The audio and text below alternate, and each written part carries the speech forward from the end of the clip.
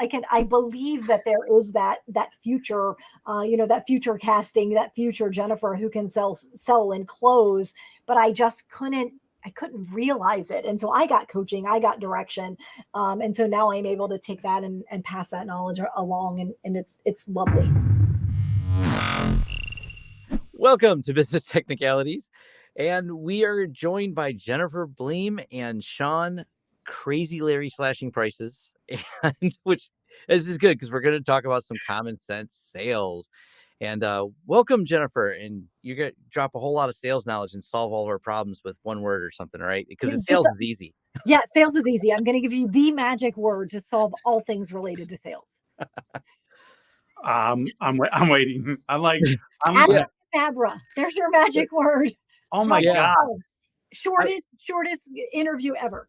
Yeah, I think the challenge is, and we started to banter a little bit before we hit record, but it's the fact that people assume there's a simplicity to it. And in some ways there is, because what I do is complicated managing computers, but because I put processes in place, there is a simplicity to it. It just takes a lot of complexity, putting processes, organizing them, and coming up with a plan for it. And I think sales are like, well, you don't just go smiling and dialing or knocking on doors. And that's a piece of it, but that's not the whole process. And that's where you come in to help people put that together. And you've got a lot of experience in that.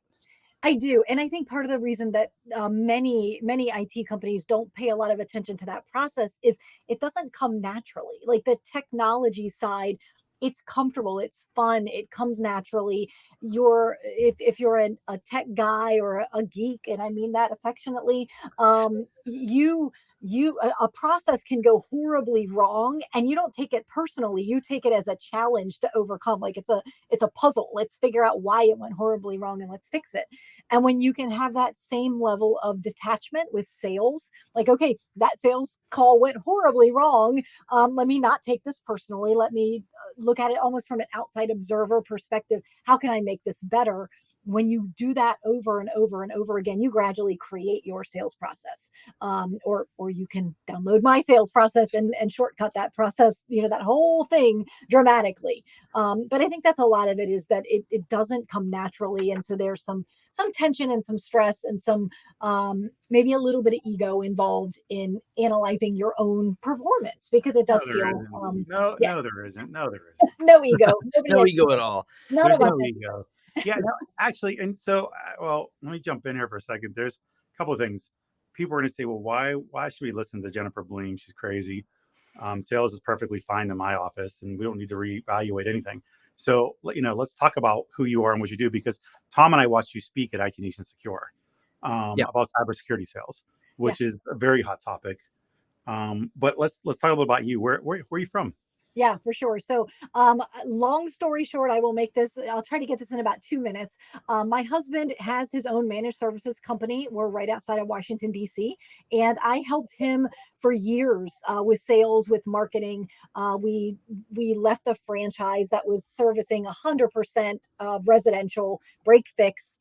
And when we exited that franchise, we had this horrible epiphany that the phones were no longer ringing, and we didn't have any business clients, which is who we really wanted to serve. And so we started to do some market research, which you could probably argue that we should have done a year or two before exiting the franchise.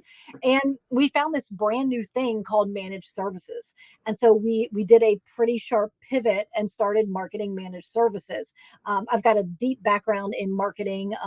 If you're a marketing student, you probably know names like Dan Kennedy and people of that era. So I knew direct response marketing. I had some experience selling intangibles, selling life insurance and health insurance. So as my husband's company started seeing success, there was a marketing vendor in the space that saw what we were doing.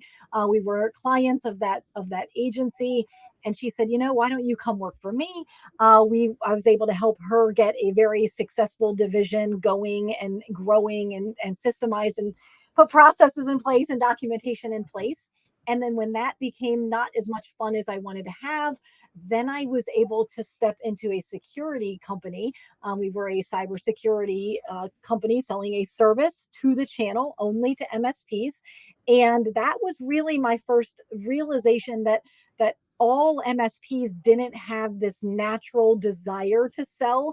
Some of them even saw selling as almost a necessary evil, which is a fun dichotomy. We may talk about that. MSPs are to sales as small business owners are to technology, and so I was able to take my knowledge of sales and my knowledge of MSPs and processes and systems and weave them together into a sales methodology, and that's what I now teach to all of my MSP clients. So that is my journey in a nutshell. And I That think me and Sean have talked about this before. And one of the challenges, and you're right, until you get into this industry, you may not realize it, but you've seen it head on.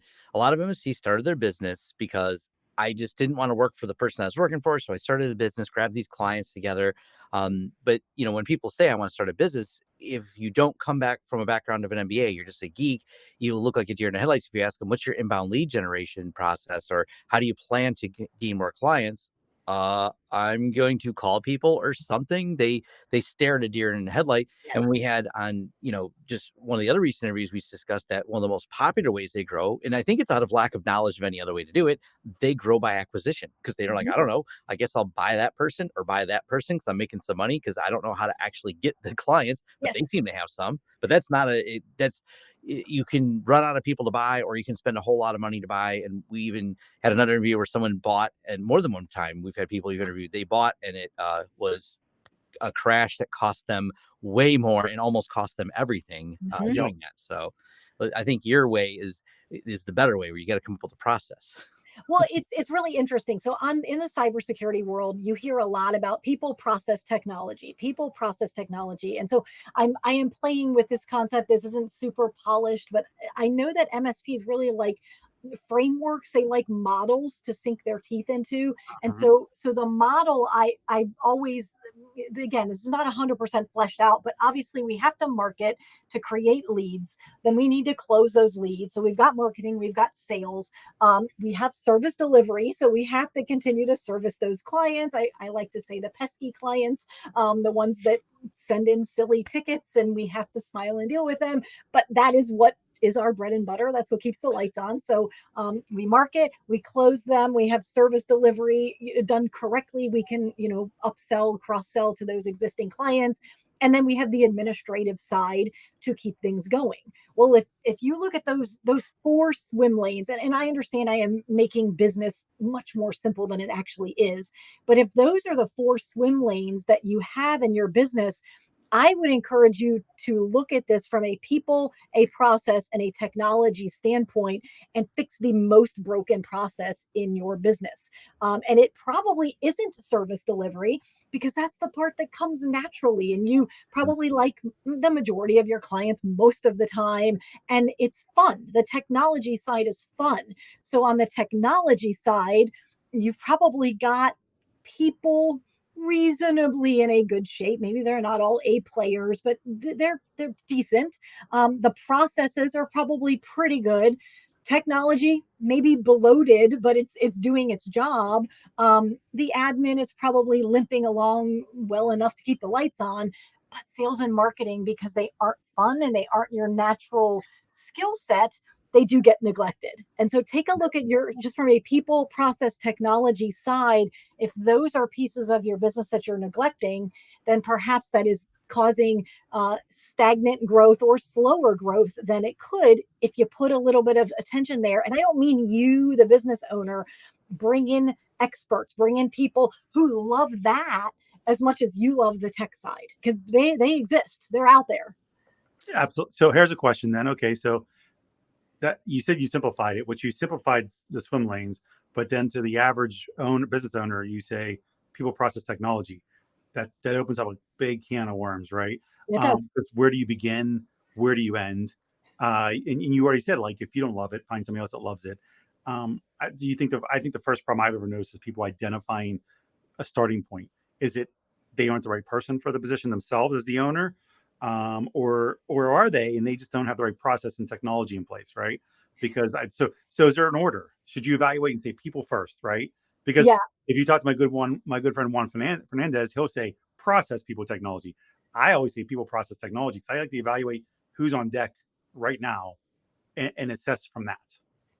So I think it goes back to the old, where are you now? Where are you trying to go? And so Mhm. if you, I always like to say, where do you want to be in 3 years? And somehow that flips a switch in a lot of people's brains. Like we're not planning for today. We're planning for 3 years from now. What are the roles you need to have in place? So who are those people? Not the names, but the org Mhm. chart or the accountability chart if you follow traction.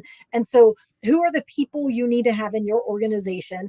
And in order to make them effective, what are the processes you need to have in place? And then technology is a little bit difficult to predict 3 years out when you don't know who the people and the processes are. So technology is a little fuzzy in the 3 year plan. And then you say, okay, I just created an org chart and I have a whole lot of seats that are empty. Then it becomes what's the best place to start? And I don't think there is any one right answer. I'm a big, I just finished reading Who, Not How.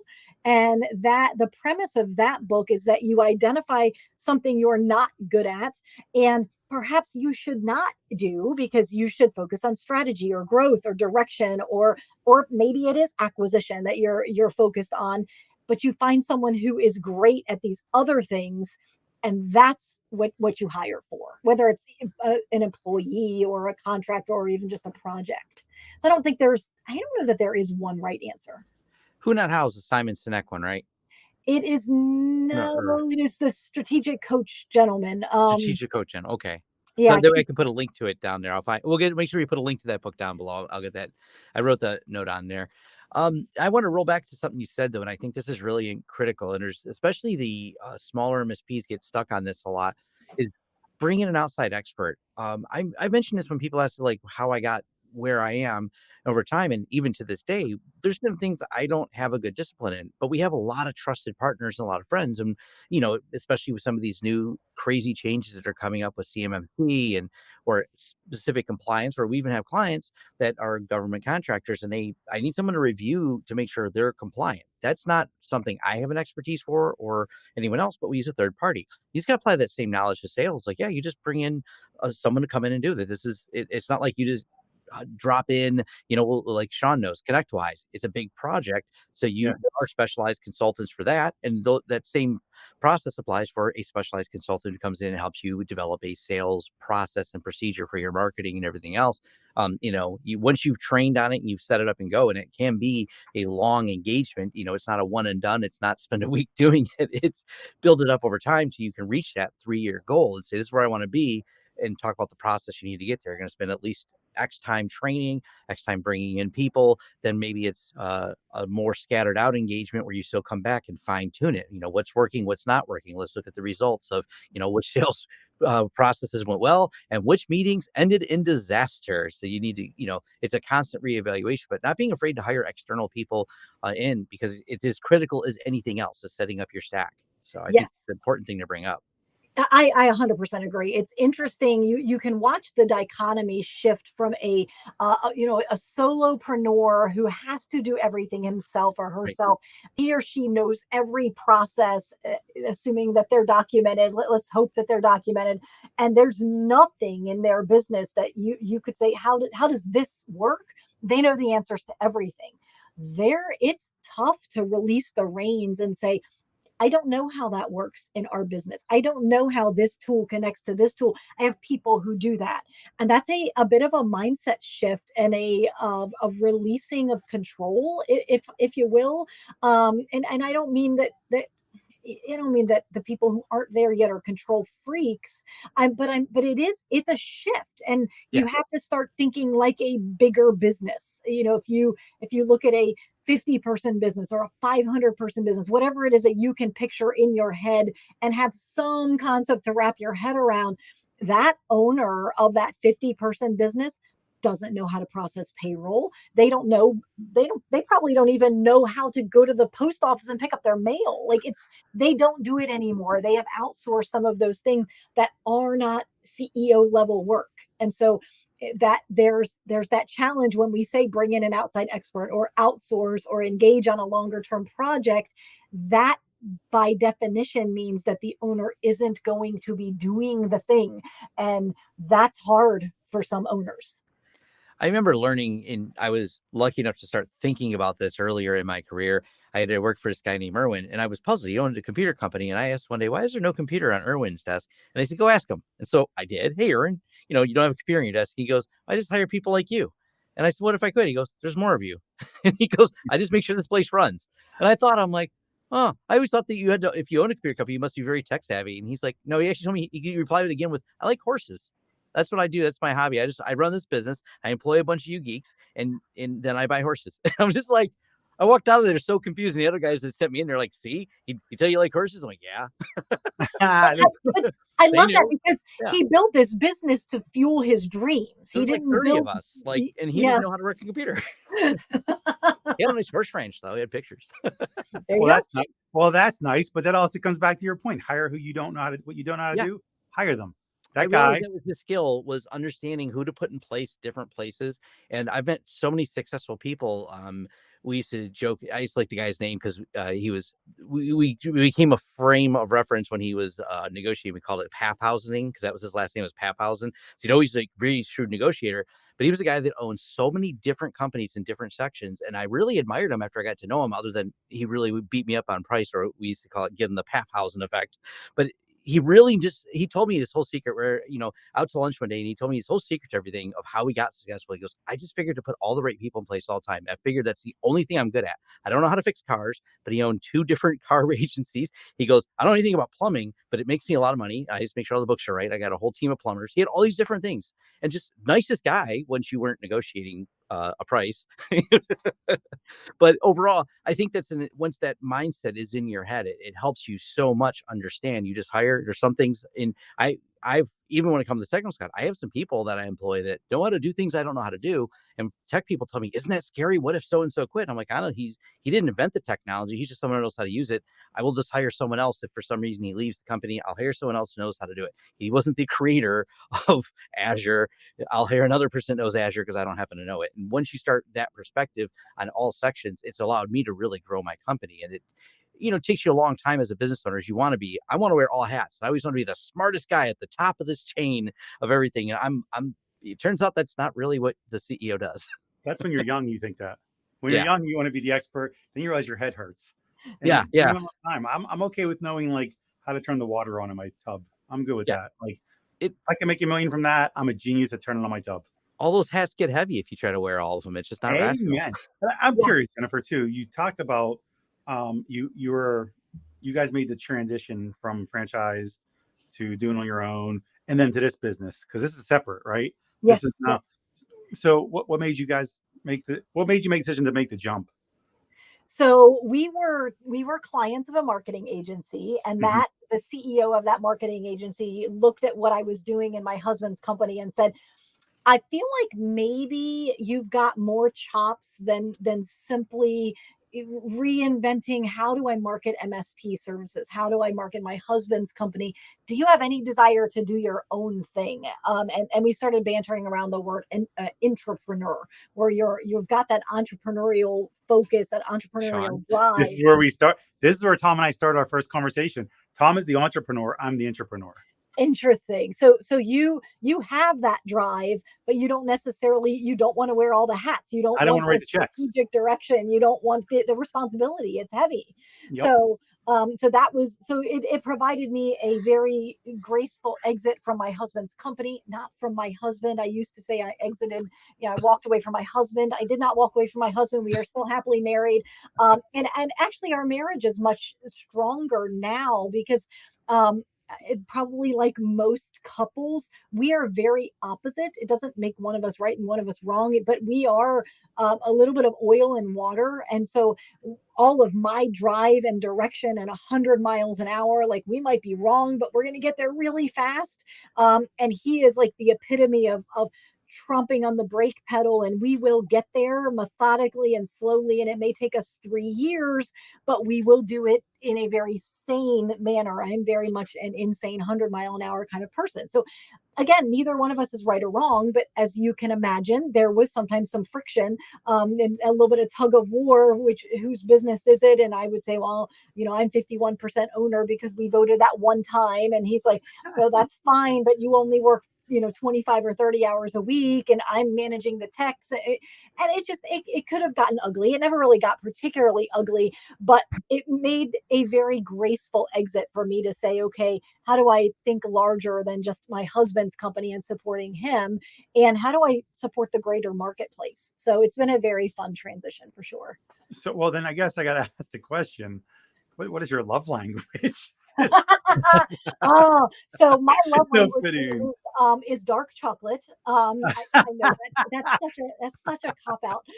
But I my, don't. I my disagree completely. I love dark chocolate. Also, dark it is part of chocolate my and love language. coffee. Or do you like Yes. coffee too? See, I mean, we could be like kindred spirits. We'd probably drive each other crazy. Um, it's interesting. So my love language is probably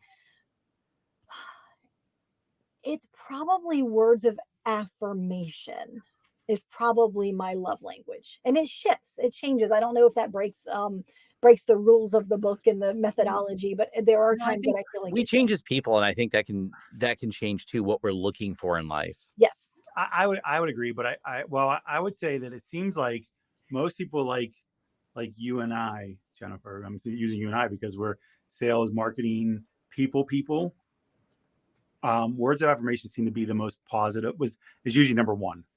You know, gift giving is not number one to us. Like we don't like if I receive a gift, awesome, that's great, cool. If I don't, I mean, unless it's dark Doesn't chocolate, bother me. scotch, and Yeah. cigars and coffee. Right. Otherwise, but yeah, and I do think it changes. I think it changes. But I don't think anybody has really just one. I feel like there's like a few that I look at and I'm like, that's me. That's also me. That's also me. So Yes. I think it's situational, Yeah. and maturity. Yeah, Um, Yeah. in what I wanted at 20 and what I want and my 40s are different things. oh my So Yes. lord, yeah. And when you're in sales, you're broke up with every day when they tell you no. So somebody telling you they like you still is kind of important. Yes. Yeah. I mean, it's interesting. I look at it as like a scoreboard mentality. This as salespeople, we rank a lot of negatives on our scoreboard. Like we're told no 50, 60, 70, 80 times a day, 80 times a week if we're not full time in sales. And it can be really easy to pay attention to that half of the scoreboard. I just started a wins journal. Like I have this beautiful, somebody gave me, this is all handmade paper and it's beautiful. That's And I awesome. was saving it for something. I didn't know what I was saving it for, because I didn't want to just write a task list in this. It just like it's handmade and leather. And I'm like, this is too special to just write to-dos in. I mean, there's nothing wrong with that. And I am a note taker. And but someone suggested at a conference I attended creating a wins journal, which I think is especially important if you're in Yeah, business development because you're told no so often that you can forget about the wins. You can forget about great conversations like this. And you guys were so gracious to invite me here. That's a win, and that will go in my wins journal at the end of the day, because on those days where you're feeling down and you felt like everybody hated you and everybody told you no and people screamed at you or whatever the situations are, that is not the whole scoreboard. There are other pieces to the business, other pieces to your life that you need to tally and you need to not forget about. absolutely. So and okay, so when you write that in there, I expect it to be framed with like stars and hearts Okay, I and will do shit. that. I'll take a picture. I'll tag you on Yeah, social media. that's exactly yes. I'm we made the wins list for Jennifer. Me, You I like that. did. Yes, It's exactly. So so okay, go ahead. so one more thing on this wins thing. I have this idea for an app. Somebody can run with this and give me like 1% in perpetuity. But literally it is this simple because this shifted. Again, in sales, in business, you get into slumps, you get into the woe is me or whatever. You get into mindset issues. And I had someone encourage me. He said, here's what I want you to do. Every morning, I want you to rank yourself on a scale of 1 to 5 with how much am I feeling my wins? And the goal is 5. You want to feel your wins like emotionally, intimately. You want to reflect on them. You want to notice them is one thing. Mhm. And then the second question is, how much am I feeling my losses on a scale of 1 to 5? The goal there is like a 1. And you rank yourself first thing in the morning, at lunchtime, and near the end of the day, work day, before you go to bed, whatever. Doesn't matter. what happens is there's some gamification there. Like you're competing with yourself because the first day you're going to say, well, yep, I'm feeling my losses. I'm not even noticing the wins. Maybe they're there, maybe they're not. And I promise you they're there. You just aren't in the habit of noticing the wins because we're still kind of cavemen and cavewomen. Like we're attuned to spotting the losses and those things that could kill us. Like we're in tune to the dinosaurs and the saber-toothed tigers and the things that are negatives. That's how we stayed alive 1,000 years ago. So at breakfast, lunch, dinner, you say, oh, I'm really not doing well at spotting those wins. And then tomorrow you rank yourself again, and breakfast, lunch, and dinner, you're really not doing very well. By day 3, you're like, again, gamification, you're totally competing with yourself. I better start paying attention to those wins because I don't like the scoreboard. I don't like this simple score that I'm having to say, no, I want to focus on the wins and I want to admit and acknowledge that I live in an abundant world, but my actions aren't reflecting that and my natural bent is not reflecting that. So my idea for the app is literally breakfast, lunch, and dinner. It pops up and you rank yourself on these 2 things and you get a trend line over time. And it's going to dip in the winter when we don't get enough sunshine, and right after vacation or at vacation, hopefully it's trending the right direction. But it's so important to just keep an eye on those things. Otherwise, you just get into habits without even realizing that you've established a bad habit. I like that. Behavioral tracking, I like that, Ben, because behavioral tracking is really hard, and Yes. finding something that's in our hand all the time, like our phones, and being able to do it with a few like this or that. So Yeah. I like that concept. Well, I So feel like somebody take that and run with it. Yeah. I like that, but like, okay, since Tom hasn't been in our space like us, do you find it? Yeah, that's right. I'm ignoring you, Tom. You're out of this. I find that in my career, there's been many days I finished a day and thought, like, did I really get anything accomplished? Even though I know I did a ton of stuff, I just can't point. I can't pinpoint a closure to something, right? Unless you get a deal, right? Unless you close the deal, then you can say I got that deal. But otherwise, day to day, I feel like that app or just the concept behind it forces you to reconcile several times a day into it. For again, back to the gamification piece, it forces you to start paying attention, because if you didn't close a deal, you have nothing positive. In a sales mentality, you don't have anything positive unless you close the freaking deal. And how many people do you hear say this stuff and they go somewhere that they don't want to spend the money because they don't get immediate ROI, right? But it does shift, because I would argue that even if you're a salesperson and you go a day without a deal, hopefully there's still something you can point to. It was a great Correct. conversation, or Well, maybe that's it. I yeah, agree. That's my yeah, point. Like, but how many times do you not think of that? Like, I was on the phone all freaking day and nothing happened yes. because you're just disgruntled because you haven't closed a deal in a week and Or you're you're scared. 3 sales in a row and you got a no, and I got to think It, about it. And you're like, oh, exactly. yeah. And so you do, it's very easy. There's this concept in Sandler sales called identity versus role. And it's so easy to say, because I am awful in my role, I am an awful person. And I start to identify with how I'm performing in my role. And it is a tangled web to try to pull those apart and to be able to say, I really Sure. did horribly in my role this day, this week, this month, but that does not make me a horrible person. And Yep. so that's challenging in the sales world for sure. And in business, I think, as well. It's hard too, because one of the things I always look at, like you said, when there's not an end, there's not a feeling of accomplishment. But then I kind of remind myself, it's not any one thing that I do. It's the everything I do that cumulatively moves me forward. Because on a longer perspective back, yeah, here's where I am. But those days when I didn't get something done, or for me, especially because I create a lot of content now, I didn't get a video done yesterday, but I got all the prep work done for the one I did today. So Yes. but it still felt this. I was really feeling unaccomplished, and I just was like, I'm done. I turned things off because I was like aggravated. But then it was so easy to rock through today because I got it done this morning before this, because it was all the prep work was yesterday. I just didn't get that finished part. But then if I wouldn't have done that, I would have been in that same place today. But So it's and not like that's any one thing. so your feeling to that. If you look at like enterprise sales, that's how they feel most days because the sales cycle is a year long. Yeah. So it's very difficult to in the beginning. If you some back to like you, Jennifer, the difference between you and your husband. So enterprise sales, it's horrible for your mentality, right? Because you're like now. right? Instant gratification, immediate gratification, always. And your husband's like, hey, we'll get there. We're going to work on it the right way. That's better for him, although he may not like sales. But, Yes. the fact is like when I did enterprise sales, I had to figure out a way to fill in the void. Mm. So back to your prep work, Tom, I started prepping for my pipeline. How do I get more people to know me? How do I get more engaged? That's how I end up going to conferences and just walking around the floor and making friends. Because like, I really have nothing better to do right now. So I'm waiting for these people to decide. I've given them everything. I've done all the process. I've done my due diligence on 10 different prospects. But in the meantime, I have free time right now. Can't just bang out phone calls all day, every day, because it's a diminishing return, right? It's all diminishing returns constantly with that. So go make more friends. And that's how, but not everybody can make that transition like you did, Jennifer. Not everybody can make a transition from one way of doing business and understanding and seeing the big picture. And Well, and MSP sales has a long life cycle too. It's not quite the enterprise, but we've had clients that we've had touch points with a long time before they finally go, Mhm. yes, you should just take over everything. yes. People that called us from a long time ago, and it's like, yeah, finally, I've seen you guys at 4 different Chamber of Commerce events that I talked to you for an hour, but it is exhausting. Like, man, they keep talking to me for, stood at the bar with me for an hour each time. I don't know if these people are ever going to buy. Then boom, you get them and you're happy. Yeah.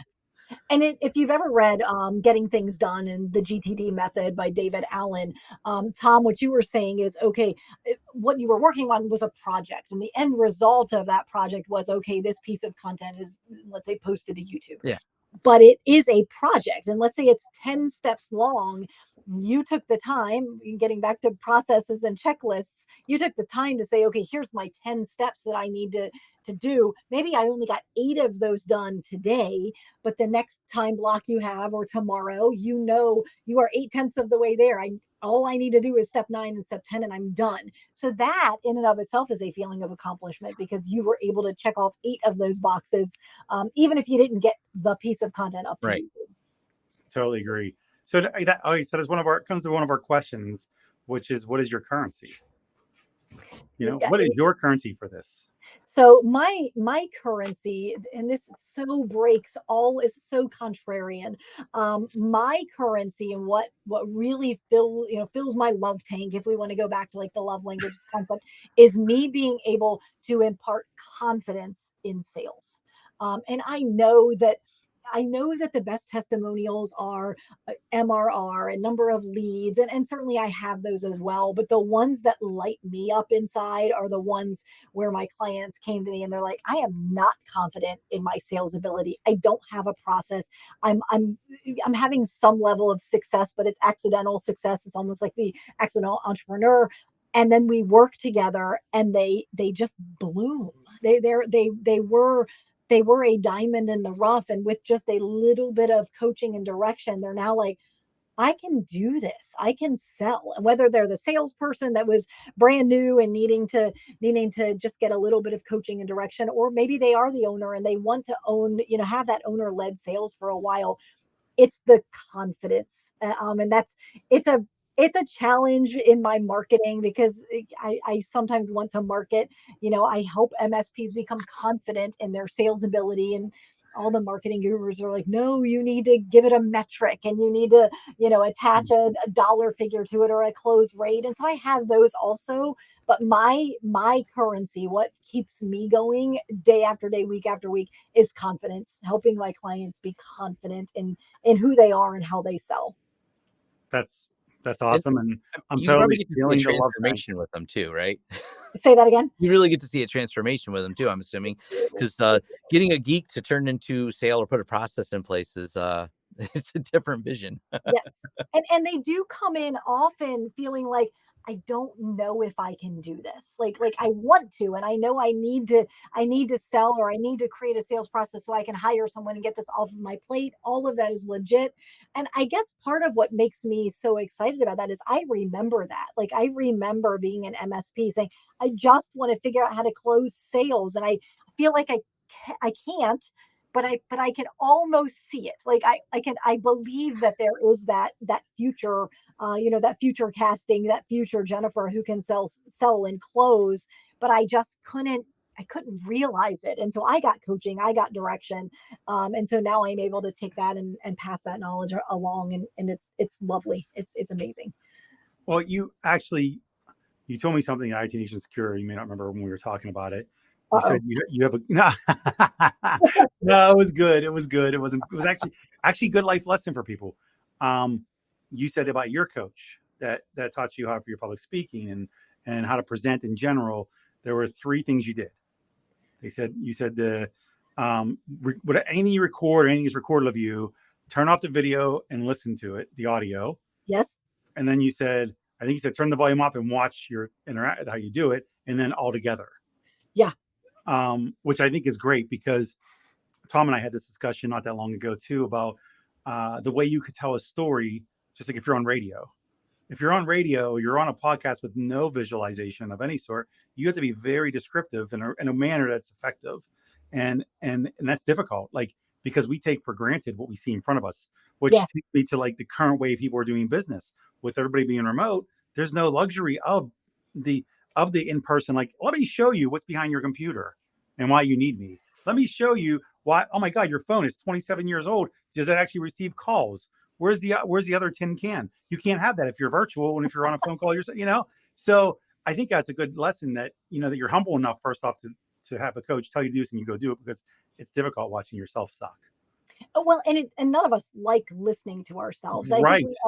we all have like little quirks or phrases that we tend to use more often than we realize until we go back Yes. and listen to ourselves. And I had a client say, the client said, I didn't know how much that I used filler words, those ums and uhs and Yes. and I said, like, I noticed, but I don't think it's bad. And he said, it's bad. He said, I'm not okay with it. And so he actually set as a quarterly rock for his business, this is so out of the box, but he said, I'm setting as a goal to completely eradicate those from my world. And I said, well, you know how you do it? He said, no. I said, you decide. And you just say, starting today, I won't do it anymore. And so now he's aware. He is speaking a little slower because he has to retrain his brain and get those new synapses firing. But I said, you can get rid of it. Absolutely. You just have to, now you're aware. That's step one. Step two is just don't do it anymore. I mean, it's so easy, right? I don't know if I'd recommend this method, but another way to do it is if you spend about 5 years recording thousands of hours and about 1,700 videos and publish them on YouTube and have to edit everything out, you suddenly just mentally train yourself, also drain yourself while doing it. So back to why Tom's not involved in the conversation when I say about immediate gratifications and stuff like that. Tom's like, for 5 years, you can perfect this. I'm thinking, I got like 5 minutes. But that isn't that the typical way, right? Like, we all want the microwave popcorn solution to whatever business Yes. challenge, life challenge. Like, wait, that's going to be work. I don't want to work at it. I just wanted you to, like we kicked up, just give me the magic word. And I know we were bantering, but we all, like, if you said, what's your number one business problem right now, Jennifer? And I shared it with you and you're like, I have the solution. It'll take you 5 minutes. It'll cost you $20,000. Sold. Like, I will find that money for the 5 minute solution. Now, if you're like, it's $20,000 and it's going to cost you an hour a day for the next 10 years. Nope. I'm not in. I'll spend 50 grand as opposed to 20 grand so I can have it now. There you go. He's like, yes, you just as we record this on Amazon Prime Day because everyone wants it now. Right. Absolutely. Exactly. Like, Amazon Prime is my best friend. Yeah, because we pay for faster service, and if there's even an even faster delivery option, like an hour from now, you'll drone it to my window. I seriously negotiate that, like 24 hours. We don't have what it's called, something Amazon same day. Is that what it's called? Even though we're a DC suburb, we do not have Amazon same day. And listen to me grumbling. The soonest I can get this thing is tomorrow. That's an eternity. Listen to the agony in my voice. You can have it tomorrow and you don't have to get in your car and drive to wherever. But I'm like, oh, it's not going to be here till tomorrow. I agree. That's a pain in the ass. It's unacceptable. Right. I want it now. Tom's like, I can have it in 5 years. 5 years and thousands of videos later, I'll take it. I'm like, no. It's also interesting if you do record yourself at all, because this is where you can actually get some understanding of where you were. And I leave, to an extent, provided they're still relevant, some of my old videos up. And I tell people, if you want to see where I started, if you say, wow, you're good at doing this, or you speak easy, I'm like, no, I do now. And by the way, you can sort by date uploaded. Yes.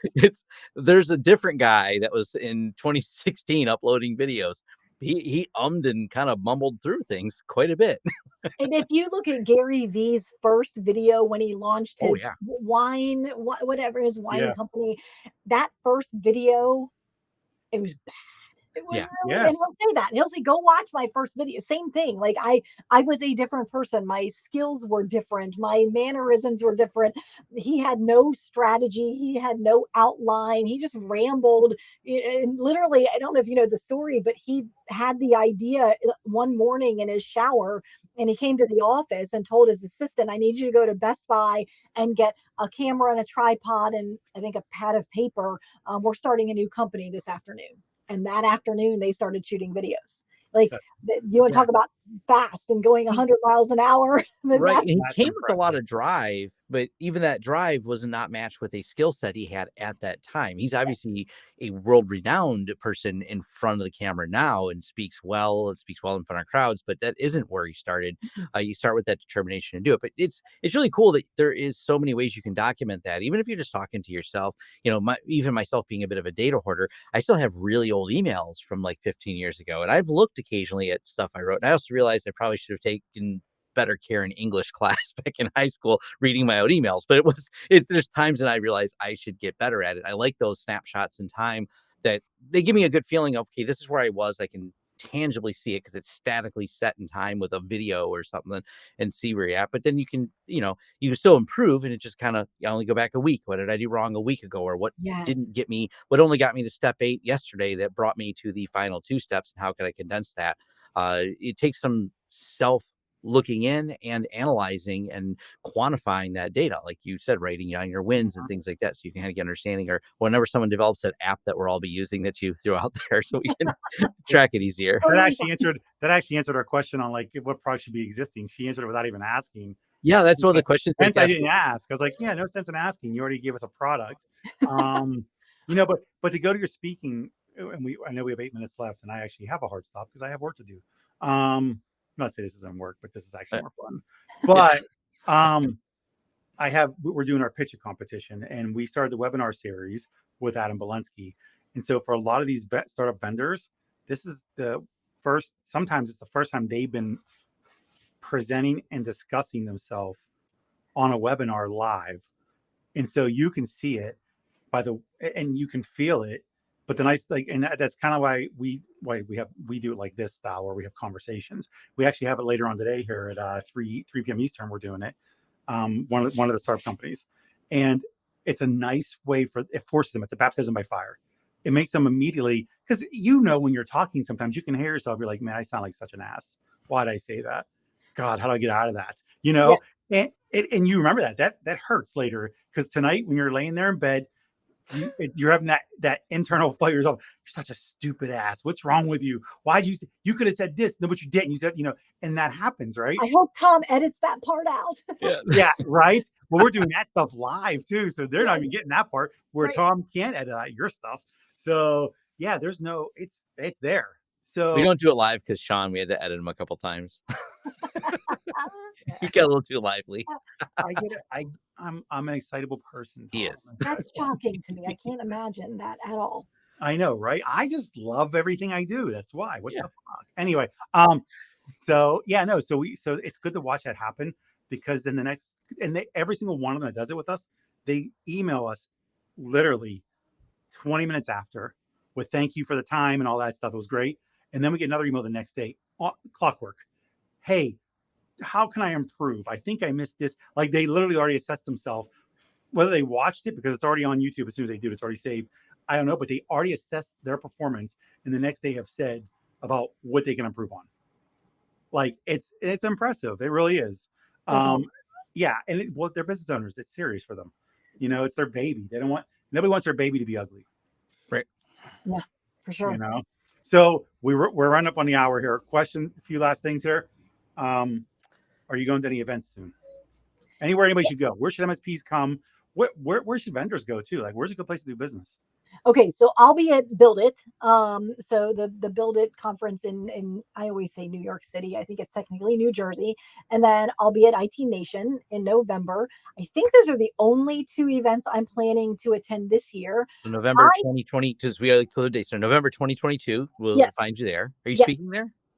I hope so. I need to figure out what I'm speaking on and submit my talk. But we can find Jennifer there. So yes, Talk you're to going to help Sean. me. You're going to help me create my talk. Is that what you're saying? I'll come on with you. Excellent. That'd be awesome. Yeah, Like, let's talk about it for Put sure. in for your speaker. Tom will be there. I will be there. Hell, we'll all come on stage. We'll all talk together. Why not? Oh, that could be fun. We could do a live from stage. I can't put in for a speaker because I work for the company. You two have to do that. And I will tag along. That's fun. You're like, surprise, Sean's here. Yeah. Yeah, no. See, yeah, exactly. I'm telling everybody, so it doesn't matter. So yeah, I know Tom and I will be at ChannelCon next month.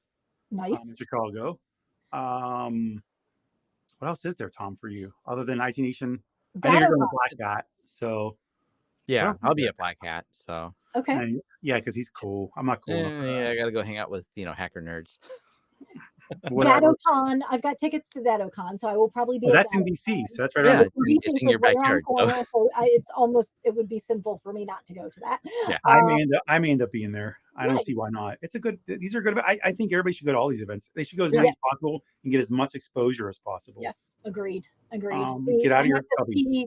MSSP Live, I think, is also in DC. That I think. Oh yeah, yep. With one of them, yep. I'll probably be there for that too. So out the window is I only have 2 shows the remainder of this year. Yeah. That's so not true.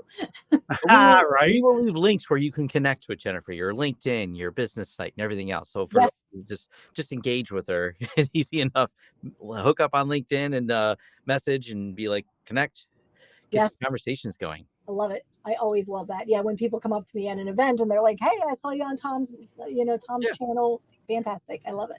Yeah, and we went. Me and Sean seen you on stage, and I said we need to go. And that's why I said after we watched your speak and engagement, we were like, okay, let's bring her on the channel. I love it, and I am so appreciative. I don't take this for granted because I know you've got plenty of people you can choose from. So we vet them out. You know what? There are plenty of people, but we have to vet them according to who can provide a story, a conversation. It has to be. You have to be relatable. You have to be able to speak. I mean, you have to be engaging. It's very difficult. How many people have you seen that go up on stage and you're like, you shouldn't have gone on stage? Yes. I'm just going to answer that. Yes. I've seen a lot. I'm not going to call any names out. I'll just tell them personally. But honestly, it's just. Yeah.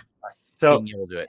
So. Yeah. Right. I think that's all we have, right? That's all we have. We'll wrap this up. Sean's got to get on to the next thing, and I got to finish publishing a few more things. And thank you very much for your time. And I'll leave links for, as I said. All right. Thanks, everyone. See you next time.